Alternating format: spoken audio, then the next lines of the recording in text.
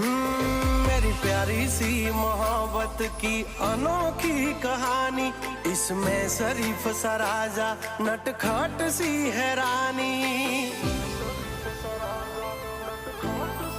हाँ मारा लाडना लडावेला हवे जट मोटा थावो, कुंवर माथी अमने हवे कुमार बनावो।